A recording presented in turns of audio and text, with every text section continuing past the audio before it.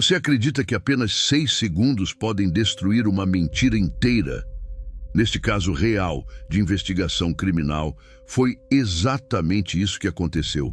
Um áudio curto, quase descartável, registrado no meio do caos de um desaparecimento que parecia perfeito demais para ser verdade. Não havia arrombamento, não havia testemunhas, não havia sinais claros de luta. O marido estava colaborando, falando com a imprensa, repetindo a mesma versão com firmeza. Mas em histórias de true crime, são os detalhes ignorados que costumam mudar tudo. E naquele áudio aparentemente comum, escondido entre ruídos e respirações, existia algo que não combinava com a narrativa oficial. Algo pequeno demais para assustar na primeira escuta, mas grande o suficiente para desmontar uma versão inteira. Porque quando investigadores começam a ouvir com atenção, o silêncio também fala. E é exatamente aí que essa história começa a tomar um rumo muito mais sombrio. No começo da investigação, tudo parecia seguir um roteiro, conhecido nos casos de true crime.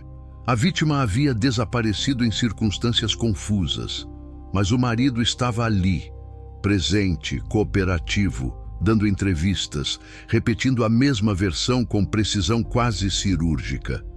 Ele dizia que havia saído por alguns minutos, que voltou e encontrou a casa em silêncio estranho, que tentou ligar para ela várias vezes antes de chamar a polícia.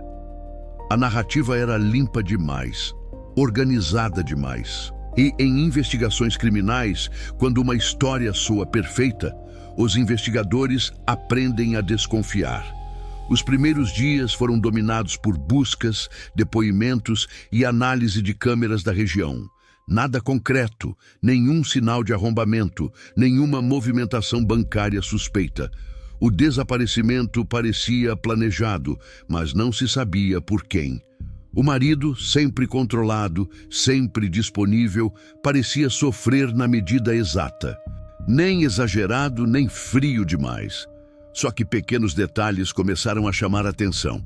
Respostas idênticas em entrevistas diferentes, horários repetidos palavra por palavra, como se cada minuto estivesse memorizado.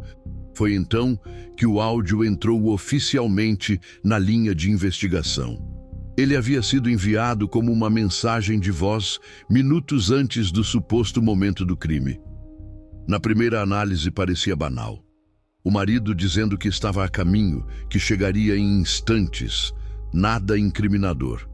Mas um perito em áudio, acostumado a investigar ruídos quase invisíveis, decidiu ouvir novamente com equipamentos profissionais. E foi ali que algo mudou.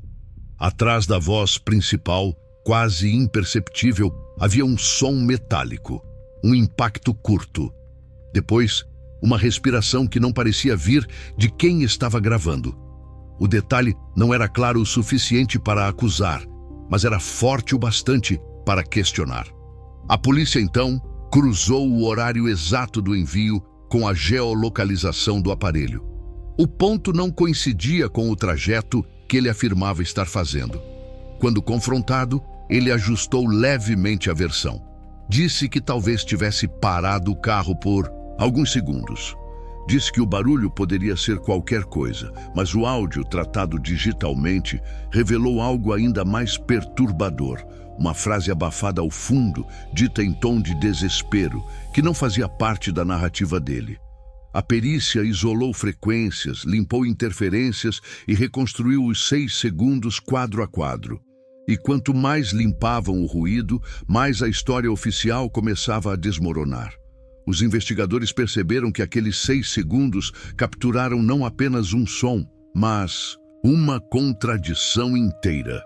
A linha do tempo perfeita começou a apresentar rachaduras. O marido, antes seguro, passou a hesitar em detalhes mínimos. A cada nova análise técnica, a investigação deixava de girar em torno de suposições e passava a se apoiar em prova científica.